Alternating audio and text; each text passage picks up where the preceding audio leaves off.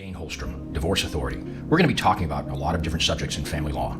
There are some important items that I'm required to share with you so that you understand the limited purpose of my going over all of this information with you. No matter what the specific topic, it's very important for you to understand that this information is not intended as legal advice for any specific person or any specific type or actual case. My sharing this information with you is not designed to create an attorney-client relationship. Everybody's case is different, and nobody's results are the same. Just because we may discuss what happened in some other client's case that may in fact sound similar to yours or some other situation does not suggest that your case or the results would be the same or even similar. The discussion of specific cases are fictionalized and may not be real clients or cases. The purpose of these podcasts is to help you understand the framework of how these issues are decided, provide you a better understanding of the process, and hopefully give you insight as to how you might prepare and conduct yourself and your case to get a better result. There is absolutely no substitute for a consultation or hiring a competent, trained family law attorney, and I encourage you to seek out such an attorney as soon as practical in your case. Divorce Authority is a brand and registered trademark of Holstrom Block & Park, a professional law corporation. I've been practicing family law for 30 years. I've been certified by the state of California as a family law specialist, so I know a thing or two about divorce.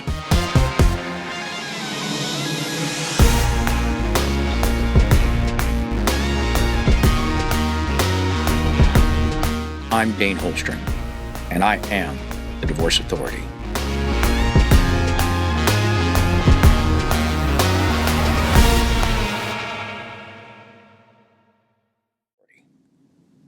Today we're going to talk about spousal support and the difference between temporary spousal support and permanent spousal support. What are the rules that apply to each one? In a previous episode, all about support, we talked a little bit about temporary spousal support, and we talked about child support. A lot of those discussions are going to be relevant to today, so I'm not going to go into detail about some of them, but I refer you back to that episode if you want a deeper understanding of those issues. Temporary support. Well, first thing you need to know is that temporary may not be temporary, and that permanent may not be permanent. Sounds silly, but that's the way it is.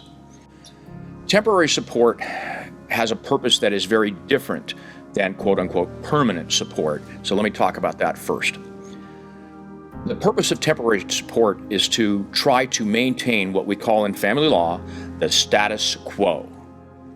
Well, what is the status quo? Well, it's never really the same. It means the way things were before. What was the status? And well, nothing's the same before because you're now separated, you're going through a divorce, and nothing's going to be the same. But the main circumstances the court tries to replicate. What does that mean?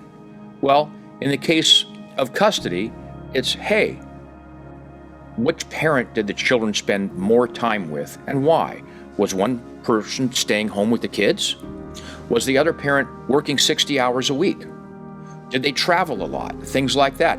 And they want to replicate the status quo so long as it makes sense. This does not discuss when we talk about a change of circumstance, when things change wildly. Parent changes jobs. Parent adjusts their time so they can spend more time with kids. That's different. The status quo, as it relates to spousal support, talks about taking people as they find them. If when people first separate, one spouse is working full-time, possibly 2 jobs, working overtime, and the other spouse is not working, maybe taking care of the kids in the house, then that's what the court's going to do. So issues that we talked about last time, like imputation, where the court will insert an artificial income number for a party, don't apply. Not at this stage. It may apply later on. As we talked about, temporary can last a very, very long time, but out of the gate, they're going to take people as they find them.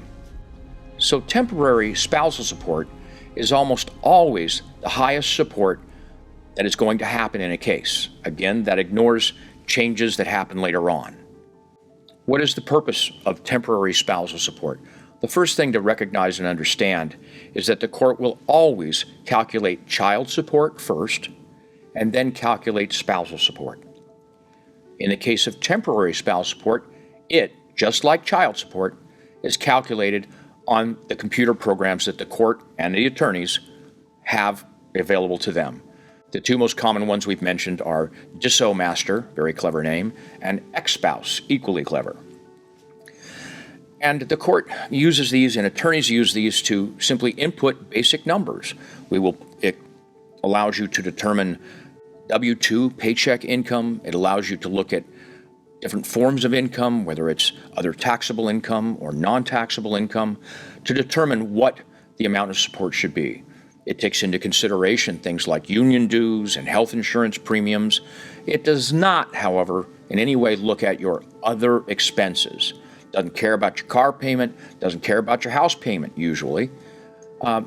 It really looks at that kind of a sterile issue. So it is quite possible, and happens regularly, that a party looks at what the court has determined to be support, figures out their actual net pay that they get after their paycheck, and then realizes that they don't have anywhere near enough money left to pay the existing bills. I'm not going to get into too much of that right now. We covered that in a prior episode talking about starting out in a divorce. So we're going to stay focused on the temporary spousal support issues.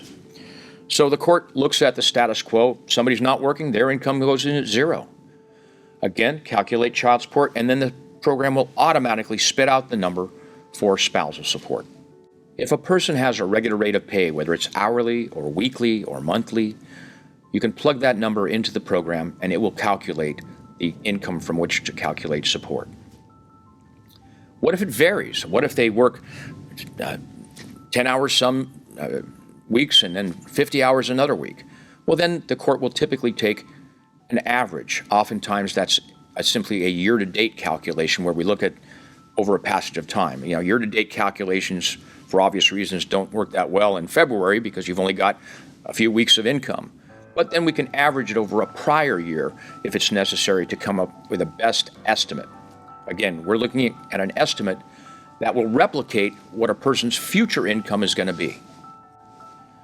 That part's usually pretty easy. Where it gets complicated, however, is when somebody gets commissions or they get bonuses or stock options and all kinds of other things that can really create a tremendous increase in income, but it doesn't happen all the time, or it's irregular, or it varies in the amount from month to month. So how do you deal with that? Well, they created a formula from a case called Marriage of Ostler, O-S-T-L-E-R, and Smith. And I always say it backwards, don't know why, but I do. Smith-Ostler order. And what they do is they take a percentage. And so we look at what a person's bonuses are relative to a percentage and how much support will increase because of that. This is used both for child support and for spousal support, most typically for temporary spousal support. And so the court will say, okay, if they get any additional income, then we're going to say, for instance, $5,000 a month is your normal average income. If you make anything above that, you're now going to pay a certain percentage of that for child support and a lower percent of that typically for temporary spousal support. As an illustration, if child support is $1,000, we may say, okay, child support is going to be 28% of, and I'm making these numbers up just to illustrate the concept, 28% for the child support and maybe 17% for spousal support. Again, just for illustration purposes. That way, if a person gets a $10,000 bonus versus a $50,000 bonus, then the software will calculate a way to progressively reduce the percentage so they don't get an unreasonable amount of child or spousal support in place. In fact, these two software programs have very complicated tables that allow you to put in either one-time bonuses or monthly changes to determine what the actual percentage should be. Why do we do this? Well, there are some cases where somebody gets a bonus and they get it every year. They get a $50,000 bonus every single year. They've got it for 5 years, and that's what they do. Well, in those cases, the court is more likely to simply roll that $50,000 into the annualized total pay and divide it by 12. Now, that can be problematic for the person getting the bonus. Why? Because now they've got to manage their cash flow with less money every single month, even though they only get that bonus one time a year. So that's another consideration and concern, depending on which side of the equation you're on, because the flip side is that will artificially raise the recipient's support and therefore cash flow and income every month, even though they wouldn't get it till once a year. Where it's most important, however, is what I talked about earlier, and that is Sometimes you get it, sometimes you don't. And if it wildly varies, there is no fair way to set support. You can't average in, if somebody got a $100,000 bonus for 3 years in a row, but last year they got zero. What do you use? The only reasonable way to do this is to take the Osler-Smith combination and provide a percentage. Why? If they don't get it, support remains exactly the same, child and spousal. If they do get it, then the percentage is already there. And that's how we can deal with those kinds of complicated issues in support. The concepts that I've been describing work the same way in temporary support as they do in permanent support, which is the main focus here, with a huge exception. The court is not technically allowed to look at the computer software when calculating permanent support. So finishing off spousal, temporary support is designed to start out and hold over while you're going through the process, exchanging information, getting all the facts on somebody's income. You may not know, for instance, in the beginning of a divorce, how much income a business owner really has. Why? Well, because guess what? Business owners do a couple of things that are very common. A, they lie about their income. B, they pay personal expenses through the business. C, they pay themselves in profits and not paychecks. And so you have to look at all of these things, and this will take us to a discussion we're going to have in a little bit called controllable cash flow. It's a way to describe all those forms of potential income that we're not talking about when we say, how much does somebody make usually? So temporary support lasts until it doesn't. What does that mean?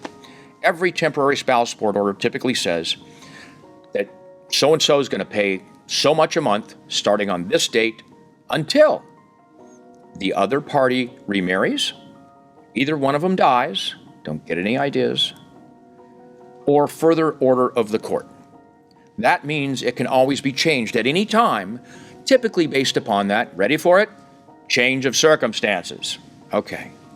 So that's what changes it. So what happens if somebody gets a temporary support award and nobody ever goes back to court to change it? Maybe they disconnect from the divorce, maybe they just don't care, maybe it's convenient. Well, guess what? Then that temporary order keeps on going forever until somebody dies or there's some other circumstance, because the court will never change it. And that way a temporary order can become permanent, simply by not going to court to change it or end it. Permanent support. What is the purpose of permanent spousal support, and how can it be temporary? Permanent support is based upon when the divorce is over. We're done. We've divided our stuff. Another episode, we'll talk about dividing your stuff. We've divided our stuff. Each party has the assets that they're going to walk away with. And now we look at child support is still run on the calculation on the computer, same way. And now we've gotten to the point where we're going to figure out how are we going to divide the income stream that is coming in. Well, pretty straightforward. If two parties share kids equally, and I talked about this in a prior episode, they make the same amount of money, and guess what? Child support's going to typically be zero, and spousal support's going to typically be zero. But spousal support still exists. It's not terminated. It's not over. It's not gone. You'll hear terms like termination of jurisdiction. What does that mean? That means no spousal support now or ever, no matter what. So just having spousal support at zero does not mean it's over. Okay? It means if there's a change of circumstance, someone can come back and turn it on. Somebody loses their job, guess what? That's a change of circumstance. One of the kids goes to live with the other parent more often. That's a change of circumstance for both temporary and permanent spousal support, and of course child support as well. So let's look at how we divide it. Well, the court can't use the computer, so what does it do? Well, there is a law in California called Family Code. That's the law that covers all of family law. Family Code Section 4320. Family Code Section 4320 enumerates, used to be 14, now it's like 17 different factors that the court is required. You don't get to just pick one of the, you got to go through every one of them. Go through these 14 factors and weigh them as much as the court thinks is appropriate. They're not equal. One may overwhelm another because of the magnitude of that factor. And then after you've weighed all these factors, you're somehow able to magically divine a number.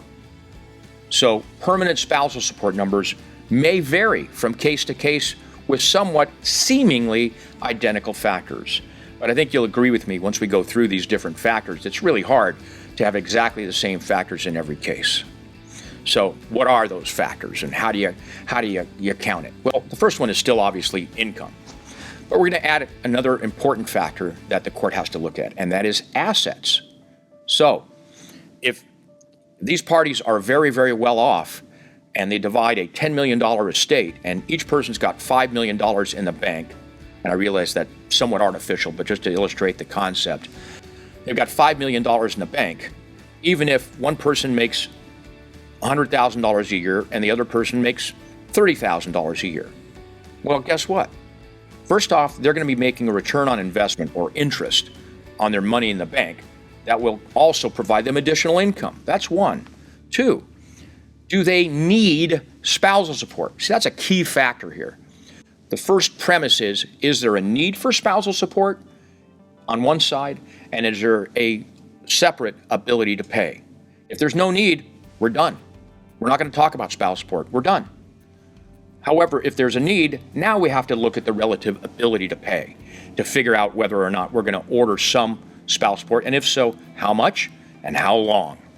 The next factor of 4320 is what we call the marital standard of living. The marital standard of living is a combination of two factors, really. The first one is the numbers. How much money, cash, have these people realized over the last several years, in fact, over the life of their marriage. I say life of their marriage, but you realize that people's income changes throughout a marriage, so we're going to give the most weight typically to the more recent years, unless there's a reason not to. And we're not going to look back 25 years at what money somebody made. Besides the rate of inflation and like that, people are going to get an education, get more training, get a higher career position. Things change, and that's why we take them the more recently as a higher value. So we're going to look at the marital standard of living from a monetary component, and then we're going to look at the standard of living from a non-monetary component. What did these people do? What did they do? What was their lifestyle as opposed to standard of living? Did they spend a lot of money traveling around the world, jet setters? Were they, on the flip side, were they very, very frugal? And they funded a lot of their retirement and put money in the bank for kids' college and stuff like that, and lived a relatively frugal existence. Well, that's certainly relevant. What if they lived a really great lifestyle, but the way that they did it was by borrowing on all their credit cards and they're ready to go bankrupt and they owe hundreds of thousands of dollars of debt? Is that relevant? Of course it is. The latter is what we call an artificially high or an artificially inflated lifestyle. And so there's a cool thing to recognize there. If you have an artificially inflated lifestyle, the court's not going to use that as a benchmark for going forward. They're just not going to do it because you can't sustain it, which you've demonstrated by running up all this debt. On the frugal lifestyle, they look at it and say, well, wait a second. Does that mean, and when I hear this argument, I don't mean I love it in the sense it's so ironic when I hear this argument from litigants or from attorneys. I hear this argument, well, you know what? She's living on her mother's couch, so she really doesn't need any money. Okay? Yeah, I hope you're laughing at that one too, because people with a straight face, they say that. I'm not like, okay, and so therefore, if we follow your argument, if they're homeless, they really need nothing from you at all. And that is equally ridiculous. A little caveat there. Obviously, we have all cases, all sides of all cases. And there are times when we have to, with a straight face, argue the exact opposite that we just argued in a previous case. The only bad part when that happens is when you're doing it in front of the same judge in the same morning in court. That's an art. Moving off of that, you get the idea that it's important as to what the party needs to replicate, remember, the marital standard of living. What does that mean? If you were frugal and you lived a lifestyle and you had modest housing and modest vehicles and things like that, they're not going to say, okay, she only needs a 1965 Dodge Dart, okay? And you know what? He can keep saving $5,000 a month, but she can't, or vice versa. And if I'm making gender rules, don't assume anything from it. I'll try to go back and forth on that.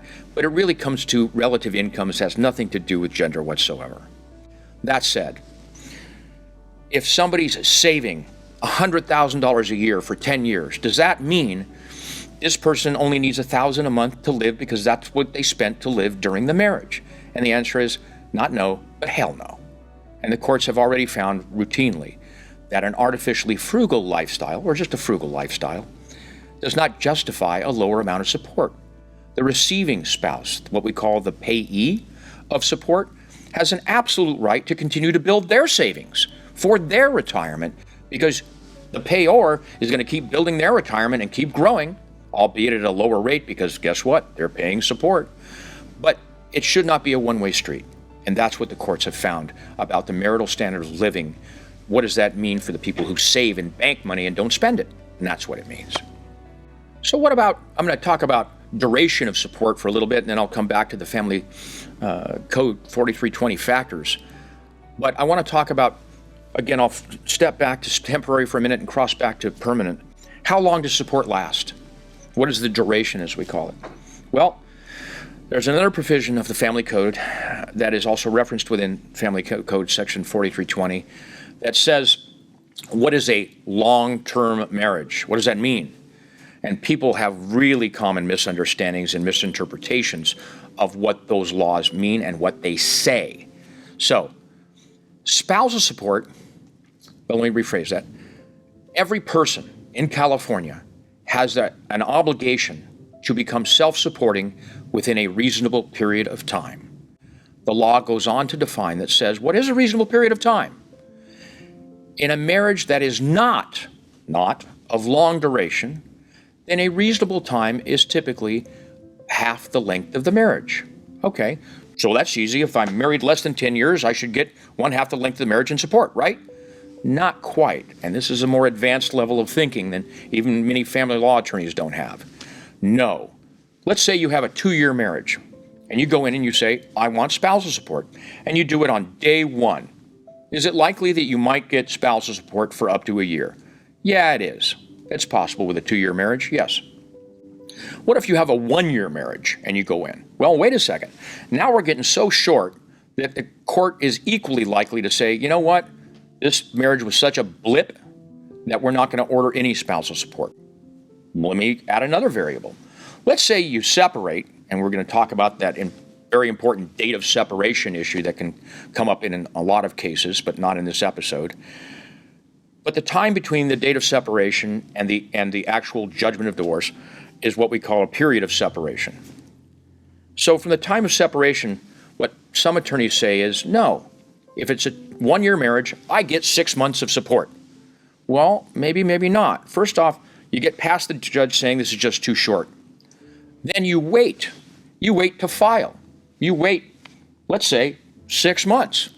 And then you go in and you file and you say, okay, I would like my 6 months of support now.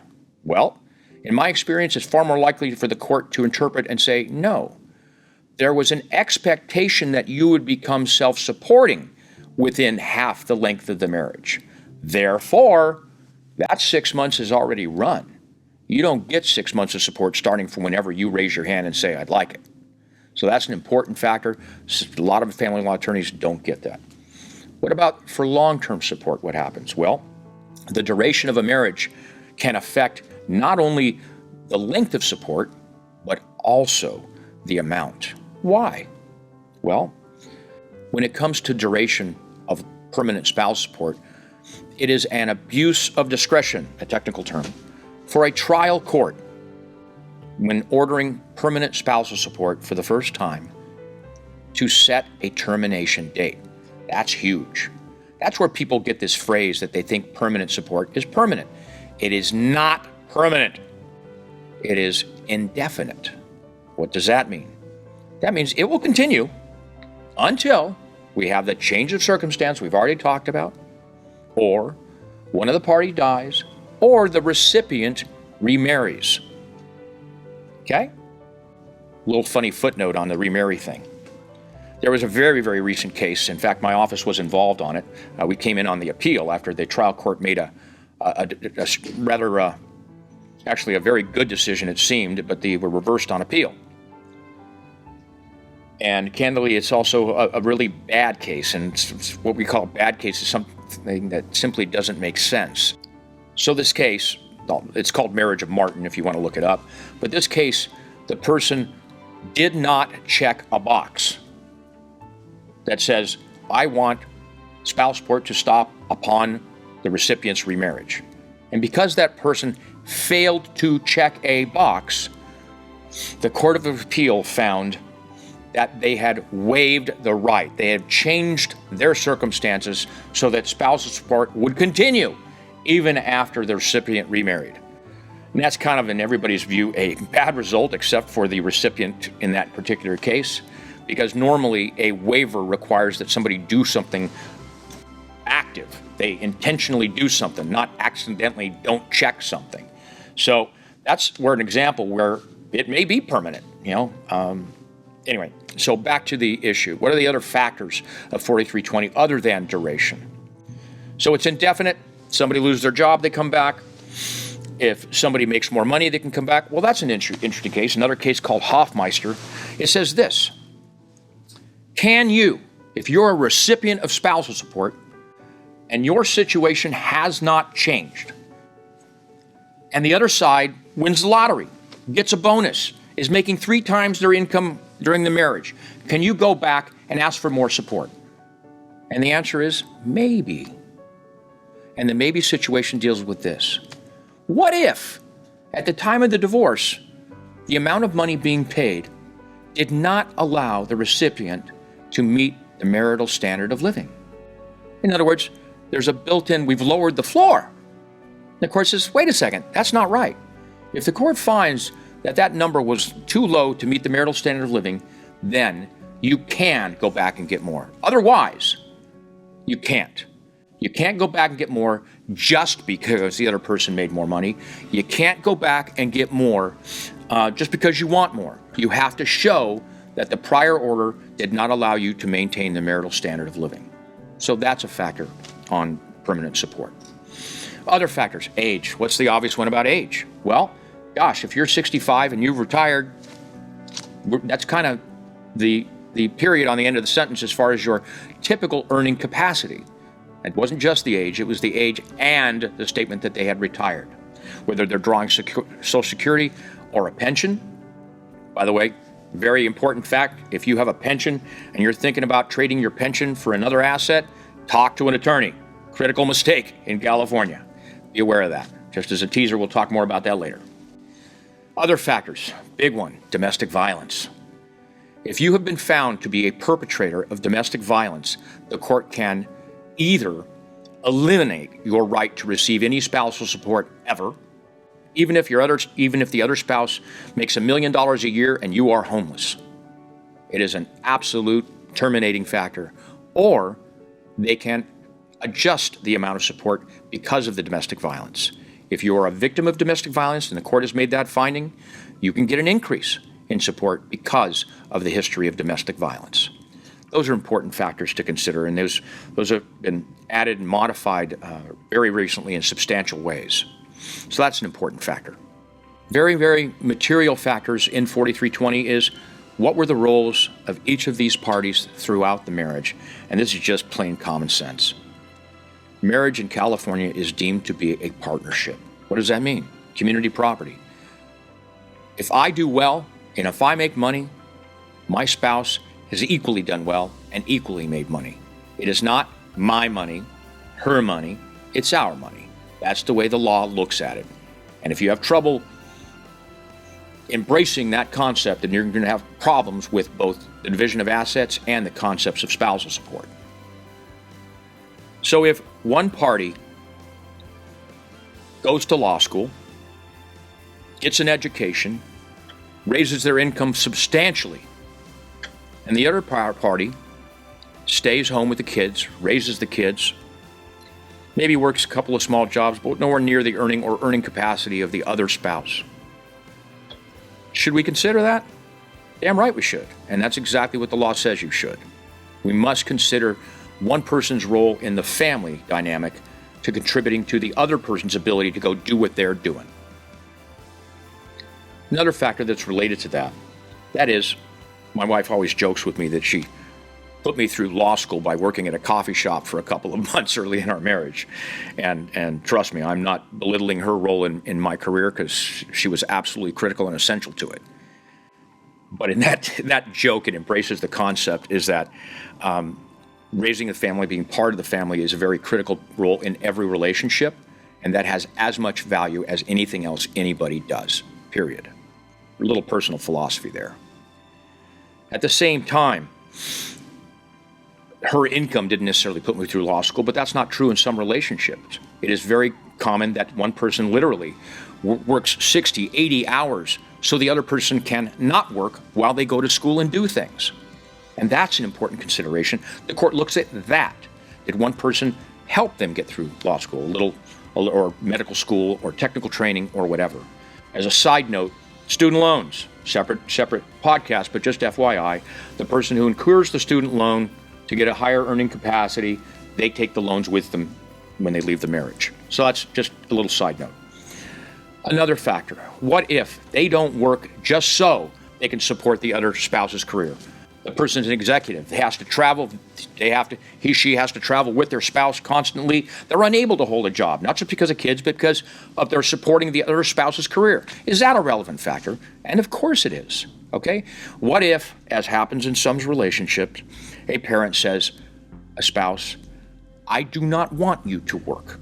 And the other person acquiesces, maybe even very reluctantly, and says they may have had a great career when they got into the marriage, and they decided that they were going to change that. Okay? Then the court should take that into consideration. Well, here's a unique fact pattern just to kind of get you thinking about this, is that what happens if this is a less than 10-year marriage, and year 3, person goes to medical school, other person puts them through medical school, okay? Then they graduate medical school, they fall in love with their nurse, and divorce the person that put them through medical school. Well, guess what? Sometimes things ain't fair. And in this case, because it is still a marriage of short duration, the court is not likely to extend spousal support beyond that length, and they're probably going to cut it off regardless of the length of the marriage. There are some other factors and sub-factors and lots of case law relating to all of these issues on permanent spousal support, but I hope I've given you some substantial insight in how the issues all play off of each other. So thank you for investing your time in this episode. I hope you found this information helpful. If you'd like more information, you can download our ebook, Divorce 101, on our website, divorceauthority.com. You can also follow me on social media at Divorce Authority. I'm Dayn Holstrom. And when I do, because I don't, turn to Divorce Authority.